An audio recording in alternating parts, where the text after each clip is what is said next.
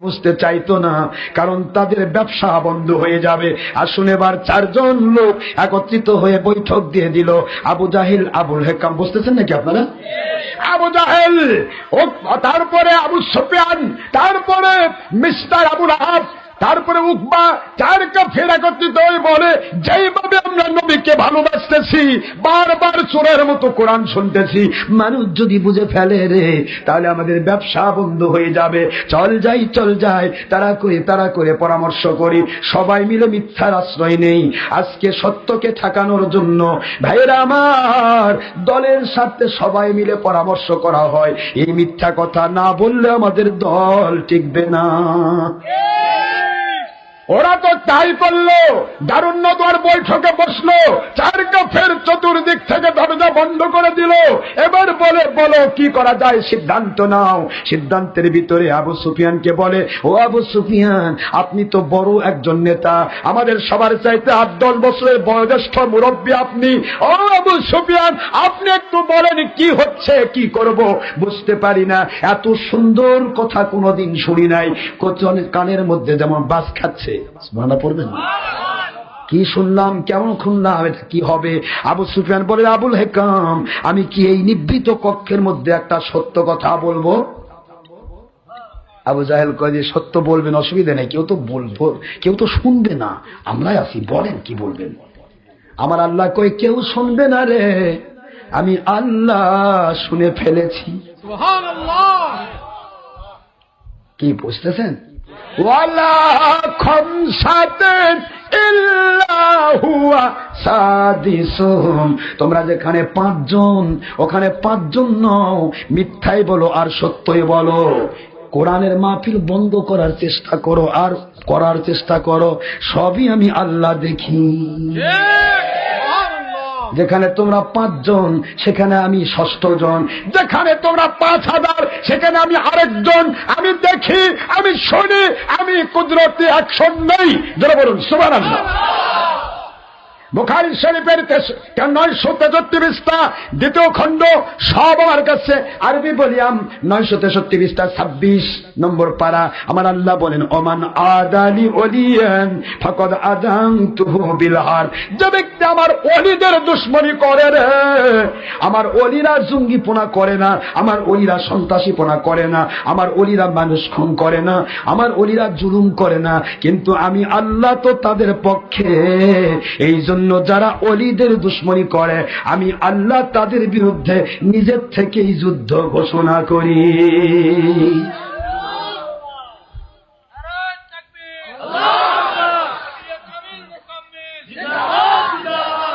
আল্লাহর জমিনে আল্লাহ যদি কারো বিরুদ্ধে যুদ্ধ ঘোষণা করে, তাহলে তার বাঁচার উপায় আছে।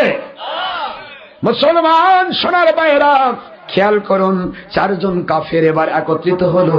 4 জন কাফের এবার বলতেছে, ঠিক আছে, আমরা কি করব একটু বলুন। মিস্টার আবু সুফিয়ান বলে, আমি সত্য বলবো, শোনো। কে বলবেন? এ আবুল হেকাম, এ উতবা, এ আবু লাহাব, আমি যা শুনলাম কয়েকদিন থেকে, চুরি করে গিয়ে রাতের অন্ধকারে লুকে লুকে দাঁড়িয়ে থেকে সেন্টির দায়িত্ব পালন করে 4 কন্যারে দাঁড়িয়ে আমরা যা শুনলাম, জীবন ভর যদি শুনি রে, তৃপ্তি মজা শেষ হবে না। জীবন ভর শুনলেও মজাই লাগবে, কিন্তু আমার তো মনে হয় তোমরা যতই বাধা দাও, বুঝায় মুহাম্মদ সাল্লাল্লাহু আলাইহি ওয়াসাল্লামকে যা পড়তে শুনলাম, অচিরে সারা দুনিয়াময় তা ছড়িয়ে যাবে। রুদ্ধদ্বার কক্ষে 4 কাফির আছে, আমার মালিক কুদরতওয়ালা যেন ফায়সালা দেয় রে মিস্টার আবু সুফিয়ান। ওই রুদ্ধদ্বার কক্ষে তুই যা বলেছিস দুনিয়ার কেউ শুনে নাই, আমার নবীজিরও কোনো উপকার হবে না, কিন্তু আমি আল্লাহ তো শুনেছি রে। অন্ধকারের মধ্যে হলো একটিবার আমার নূর নবীর পক্ষে বলেছিস, একটিবার আমার কোরআনের পক্ষে বলেছিস। কাফির হইয়া রুদ্ধদ্বার কক্ষে আমার কথা যখন তুই বলে ফেললি, যতই বাধা দাও, আখেরি নবী সারা জগৎময় বিস্তার লাভ করবে। কোরআন সারা জগৎময় বিস্তার লাভ করবে, বাধা টিকবে না, বিপত্তি টিকবে না। এই কথা তুমি বলেছ রে আবু সুফিয়ান। আমি আল্লাহ কুদরতওয়ালা এটাই দেখি, কে কখন আমার পক্ষে কথা বলে, কে কখন আমার নবীর পক্ষে কথা বলে। অন্ধকারে বলেছি চুপ করে থাক, তোর চাইতে 8-10 বছরের ছোট আবুল আহাব, আবু জাহেল, ওদেরকে সামনের বদর যুদ্ধে আমি জাহান্নামে পাঠাতে চাই, কিন্তু তুই আমার নবীর পক্ষে রুদ্ধদ্বার কক্ষে বলেছিস, এই জন্য তুই বুড়া হওয়ার পরেও তোর হায়াত আমি আল্লাহ বাড়াইয়ে দিলাম। বদর যুদ্ধে নিব না, তোকে বাহিরে রেখে ফতেহ মক্কা পর্যন্ত আমি আল্লাহ সময় দেব। ফতেহ মক্কার দিনে আমার নবীজির কাছে বায়াত করায়া, কলেমা পড়ায়া তোকে জান্নাতের মেহমান বানাতে চাই।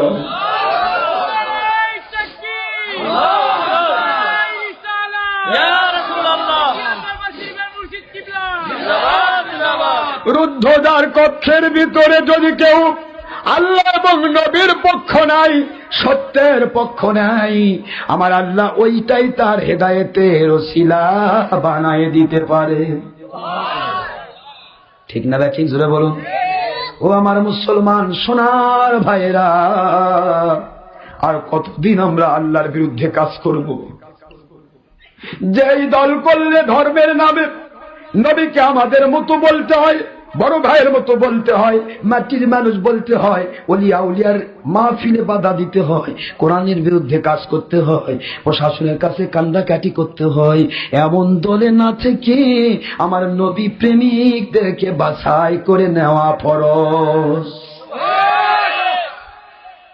বাছাই করার দায়িত্ব আপনার। যেই চেষ্টা করবে আমার আল্লাহ বলে তাকে আমি হেদায়েত দান করব। والذين جاهدوا فينا لنهدينهم سبلنا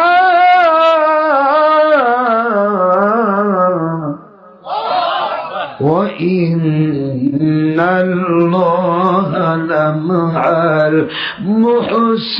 المحسنين। কোরআন শরীফের সূরাতুল আনকাবুত শেষের আয়াত শরীফ আমার আল্লাহ বলেন, যারা আল্লাহর পথে নবীর পথে, ওয়াল্লাযিনা জাহাদু ফিনা, এই ফিনার মধ্যে আল্লাহর পথ, ফিনার মধ্যে নবীর পথ, ফিনার মধ্যে উলিল আমরি মিনকুম, ওলিদের পথ।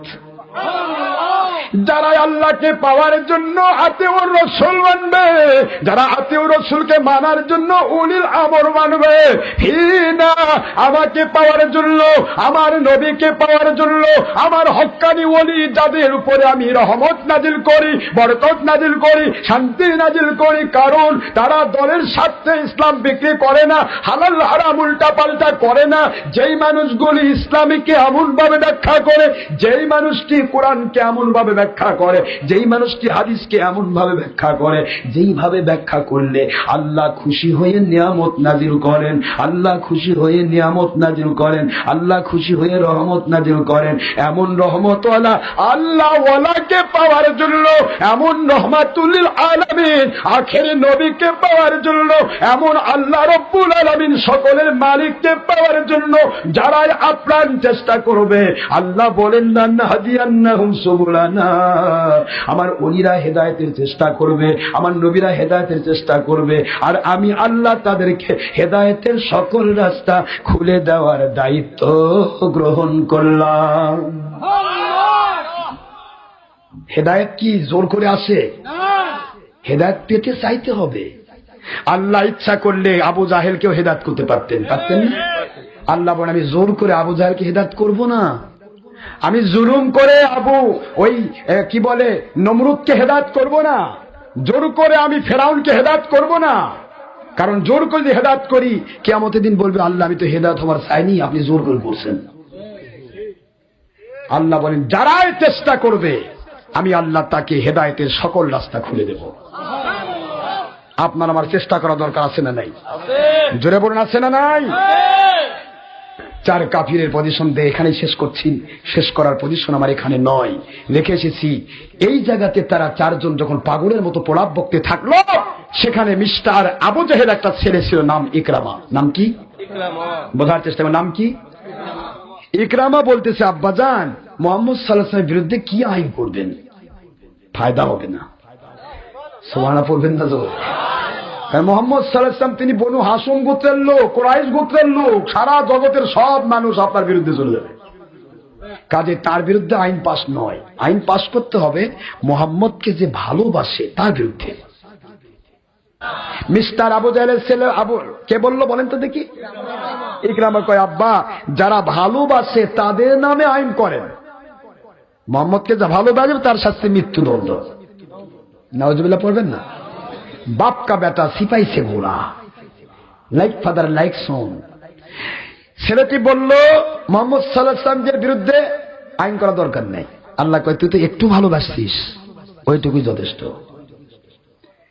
তবে নবীকে যারা ভালোবাসবে তাদের বিরুদ্ধে তুই আইন করলি, মুহাম্মদ সাল্লাল্লাহু আলাইহি ওয়াসাল্লামকে যে ভালোবাসে তার শাস্তি মৃত্যুদণ্ড, তাহলে তোকে আমি সাইজ করতেছি।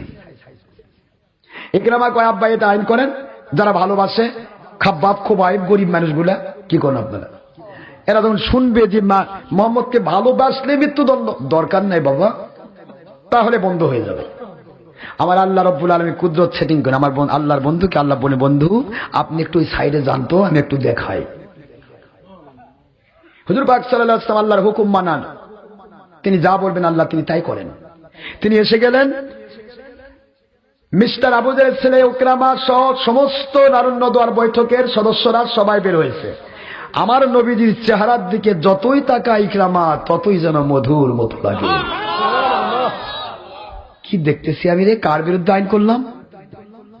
যাকে দেখলে ভালোবাসতেই মন চায়, যার চেহারার দিকে তাকালে ভালোবাসতেই মন চায়। কোন মানুষটি মানুষকে ভালো না বেসে পারবে? কষ্ট হয় বুঝতে। আমি বাড়াতেই থাকবো। জয় বলুন সুবহানাল্লাহ।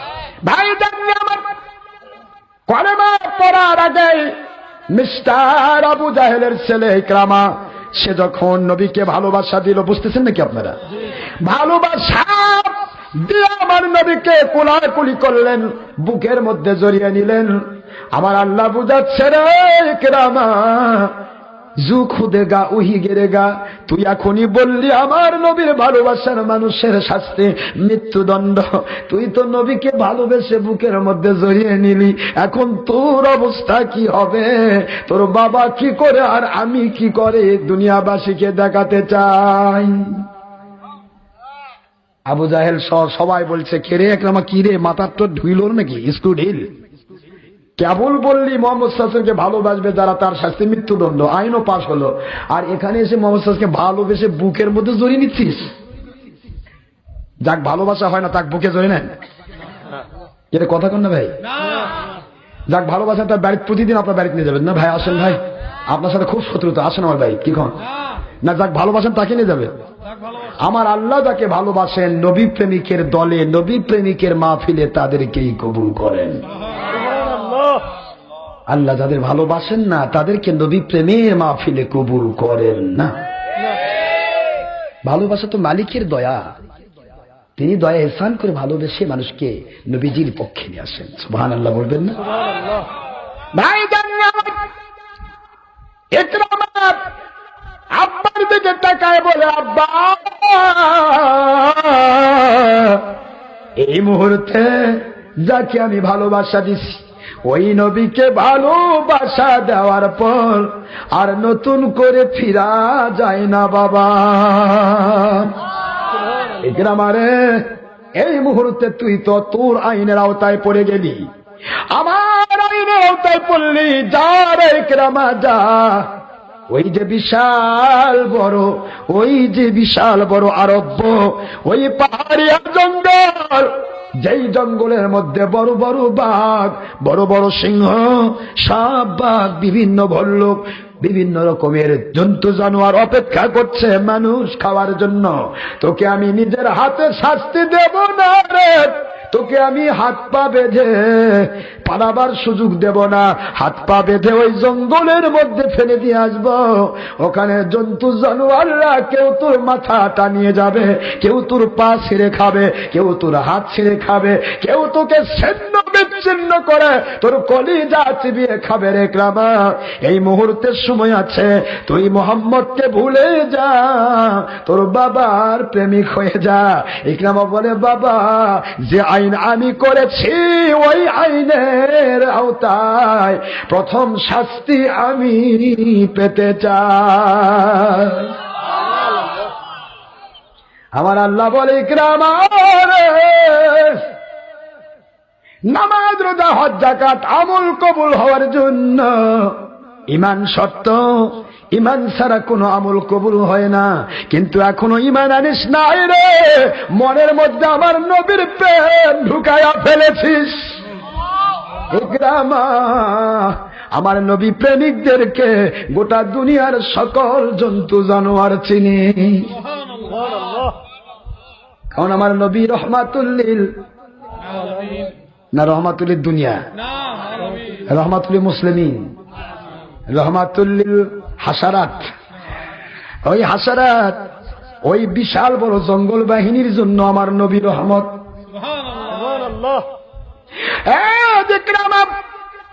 নবীর প্রেম তোর ভিতরে ঢুকেছে, এই মুহূর্তে আমি তোকে কি দেখাবো, দেখতে থাক। ইকরামা কয়, বাবা যেই নবীকে দেখলেই আদর করতে মন চায়, ভালোবাসতে মন চায়, ওই নবীর ভালোবাসার মানুষদের বিরুদ্ধে আইন পাশ করেছি বাবা। এই মুহূর্তে ওই নবীর ভালোবাসায় জীবন দিলে আমার কোনো কষ্ট হবে না। নবীর জন্য যে জীবন দিতে চায়, এটাই তো তার ঈমান। সুবহানাল্লাহ, সুবহানাল্লাহ, এটাই ঈমান। ইকরামাকে ফেলে দেওয়া হলো, খুব তাড়াতাড়ি ফেলে দিয়ে আসলো, রাতের অন্ধকারে জঙ্গলে রেখে আসা হলো। সকালবেলা দেখে ইকরামা বাপের বাড়ির সাইড দেখে ঘুরঘুর ঘুরঘুর ঘুরে বেড়াচ্ছে।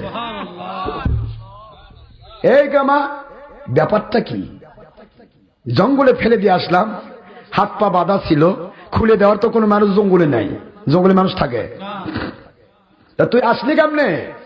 জঙ্গলে না বাঘ ভালুক নাই, কেউ নাই, পুরা জঙ্গল ফাঁকা, বাঁচে যাস, ঠিক আছে, কিন্তু তুই আসলি কেমনে? তোর বাঁধন খুলে দিল কে? ইকরামা কয়ে, আমার বাবার অন্ধভক্তরা। আবু জাহেলের অন্ধভক্ত, যার পক্ষে থাকলে নবীর দুশমনি করা লাগে। কি কোন আপনারা? আমার বাবার অন্ধভক্তরা, আমি ইকরামা এখনো কলেমা পড়ি নাই, মনে করো না ধর্ম ত্যাগ করছি। ধর্ম ত্যাগ করিনি, কারণ ধর্ম ত্যাগ করলেই তো আউট করে দিবে, বোঝেননি নাকি আপনারা? তাহলে আর তুলবে না। একবার যদি ধর্ম ত্যাগ করেন তাহলে ওই তুলসী গাছের পাতা নিচে যাবে, আর তুলবে না। কিন্তু ধারাসাম বাজাতম নাজাতম ওকায়ম লাইলম ইল্লম মুহাম্মাদুর রাসূলুল্লাহ। দুনিয়ার সবকিছু থেকে যদি নাজাত পেতে চাও, বিপদ থেকে, আপদ থেকে, কবরে, হাসরে, পুলসিরাত, মিজানে, তাহলে পড়ে ফেলো লা ইলাহা ইল্লাল্লাহ মুহাম্মাদুর রাসূলুল্লাহ সাল্লাল্লাহু আলাইহি ওয়াসাল্লাম। সব কিতাবে আছে, কিন্তু এই জায়গায় কলমা পড়লে সমস্যা। তুলসী গাছের পাতার নিচে নিয়ে যাবে, আর তুলবে না বাবা। বুঝতে পারতেছেন আপনারা? ব্যাপার কি? তোর বাঁধন খুলে দিল কে? ইকরামা বলে, বন্ধুরা আমাকে যখন জঙ্গলের মধ্যে ফেলা হলো, সারাদিন কেটে গেল, রাতের অন্ধকার ঘনিয়ে আসলো, চারিদিক থেকে শুধু অন্ধকার আর অন্ধকার। জঙ্গলের মধ্যে আলো নাই রে, জঙ্গলের ভিতর অন্ধকার আর অন্ধকার। আমার হাত পা বাঁধা, নড়তে পারি না, চড়তে পারি না। নিজের বাবা হয়ে আমাকে ফেলে দিয়ে আসলো জঙ্গলের ভিতরে, কিন্তু বাবার চাইতে বেশি ভালো জঙ্গলের জন্তু জানোয়ারেরা। বিপদ না আরো বেড়ে গেল। আমি তোর বাপ, আমি কি জন্তুর চেয়েও খারাপ? আকলমন্দ और समझदार के लिए इशारा काफी है। জ্ঞানীদের জন্য ইশারাই যথেষ্ট। নবীকে জন্তু জানোয়ার চিনে, আমরা টুপি মাথার দিয়ে চিনতে পারতেছি। সম্মানিত ভাইরা, ইকরামা বলে রে, বিশাল বড় তাদের এ ঘটনা যদি বলি তোদের মন সায় দেবে না, তোদের ঈমান আসবে না, কারণ তোরা তো আমার বাপের অন্ধভক্ত। সুরে না শুনে ধর্মের কাহিনী, কথা কন না কেন? সুরের নজর খালি পোটলার দিকে, শ্বশুর ভাই যা চিন্তা করে কোনটা নিয়ে যাওয়া যায়। কি কথা বলেন না কেন? যার নজর সেই দিকে, নবী প্রেমিকের নজর যাই যাবে জানতা হে, নবী প্রেমে জীবন দেব, দুনিয়ার বাতিলের সাথে আপোষ করব না।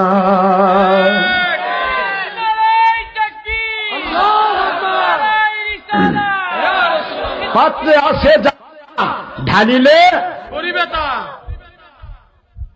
ইকরামা বলতেছিল, রাতের অন্ধকার, অন্ধকারের ভিতরে দেখি চতুর্দিক থেকে আমার চার সাইড থেকে শুধু চোখ জ্বলতেছে, চোখ জ্বলতেছে।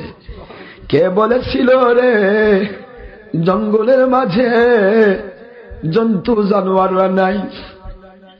পুরা এরিয়া দেখে লক্ষ্য করে দেখি শুধু চোখগুলি জল জল করতেছে। বুঝতে পেরেছি বড় বড় বাঘ, বড় বড় ভল্লুক, বড় বড় জন্তু জানোয়ারেরা চারিদিক থেকে ওরা গবেষণা করছে কখন আমাকে কিভাবে খাওয়া যায়। ওরা পরামর্শ করছে খাওয়ার জন্য, কারণ জন্তু জানোয়ারের চোখ হলো নেগেটিভ না, নেগেটিভ। আপনার আমারটা নেগেটিভ, ওদেরটা পজিটিভ। আমরা নেগেটিভ দেখি না, আলো ছাড়া আমরা দেখতে পাই না, কিন্তু জন্তু জানোয়ারকে আমার আল্লাহ বলে, আমি রব্বুল আলামিন জঙ্গলের ভিতরে রাতের অন্ধকারে তোরা শিকার করবি, তোদেরকে তো কেউ আলো দেবে না, ওখানে তো ইলেকট্রিসিটি কেউ দেবে না, অন্ধকারের মধ্যে যেন শিকার দেখে দেখে শিকার করতে পারো, এই জন্য তোমাদের চোখ আমি আল্লাহ পজিটিভ বানায়া দিলাম। আপনার বাড়ির বিড়ালটাও রাতের অন্ধকারে দেখে, সুবহানাল্লাহ পড়বেন না জোরে? আল্লাহ কয় বিড়াল রাতের অন্ধকারে চুরি করবি, গৃহস্থর বাড়িতে দুধ চুরি করে খাবি, না দেখতে পেলে কোথায় লাভ দিতে কোথায় দিবি। এই জন্য তোর সুখে আমি নেগেটিভ দিলাম না পজিটিভ দিলাম।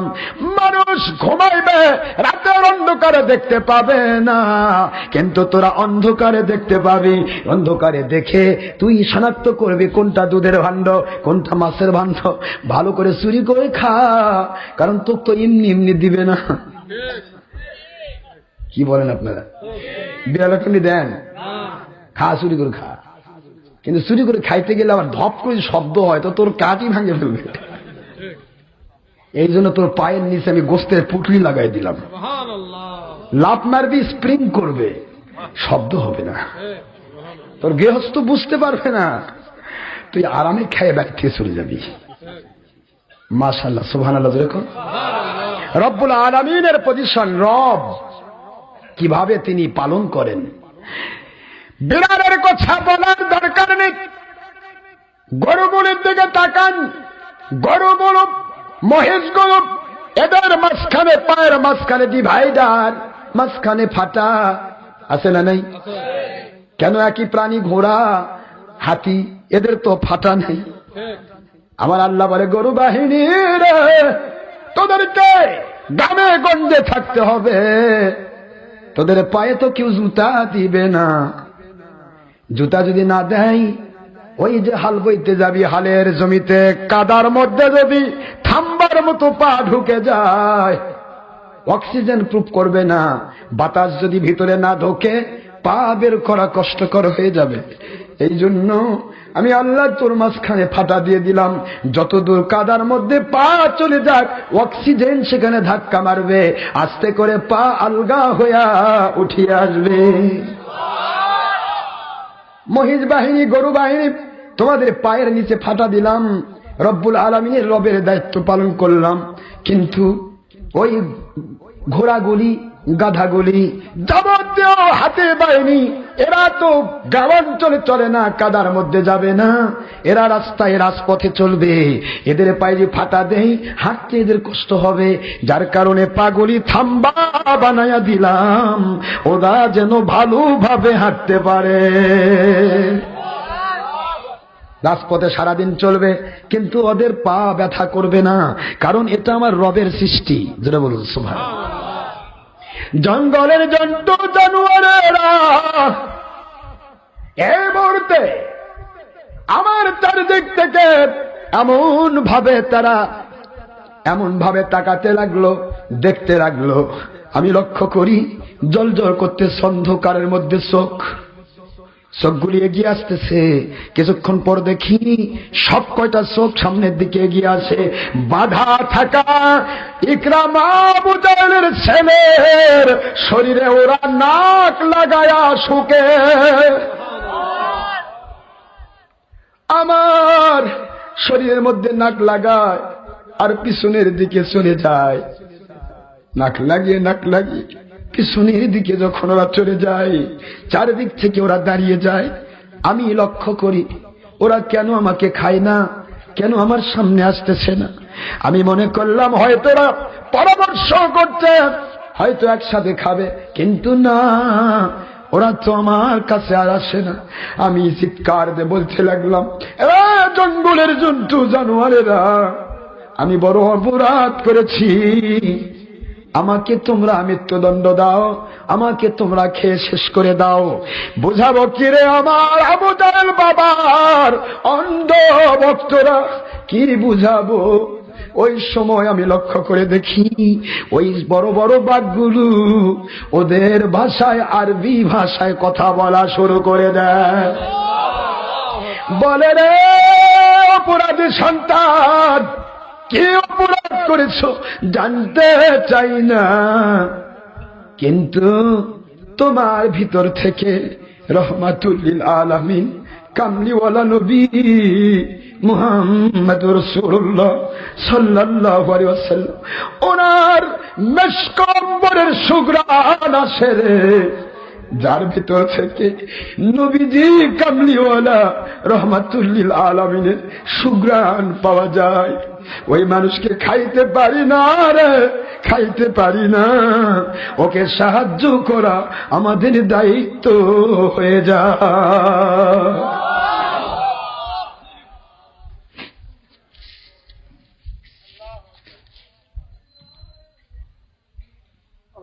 ইকরামা এই মুহূর্তে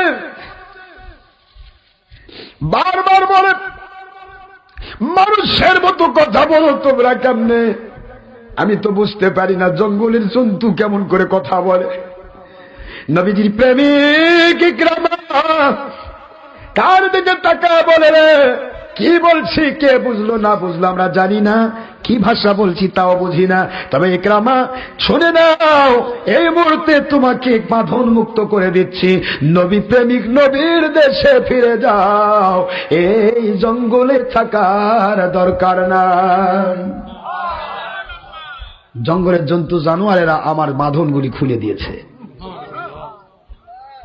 আমি ফিরে